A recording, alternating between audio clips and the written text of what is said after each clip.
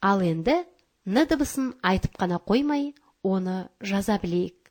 Мынау Н әріпінің бас әріпі және кіші әріпі. Н бас әріпі үш элементтен түзу сызық, белдік, ілгектен тұрады. Үлкен жолдың ортасынан сәл төмен қаламыңды қой. Солдан оңға қарай жол ортасына дейін көтеріп, қысқа сызық сызамыз да, тік төмен түзу түсіреміз. Астыңғы сызыққа жете бере, астыңғы сызыққа тигізе солға қарай доға жасап, сызықты оңға тартып, көлбеу сызықты жоғары сызықта қиямыз да, сызықты оңға қарай жүргіземіз. Енді аздап жоғары көтеріп, үлкен жолдың ортасына жетпей, солға қарай доға жасап, түзу көлбеу сызықпен ұштастыра, астыңғы сызыққа дейін сызамыз.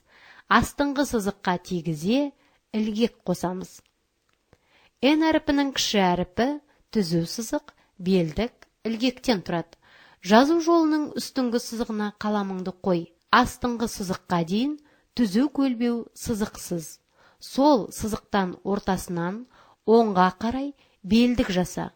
Сол нүктенің тұсынан жоғары сызық бойынан төмен түзу көлбеу сызық түсір. Астыңғы сызыққа жете бере, астыңғы сызыққа тигізе, оңға қарай ілгек жаса. Енді дәптеріңді ашып, менімен бірге Н әріпін жазуды үйрен.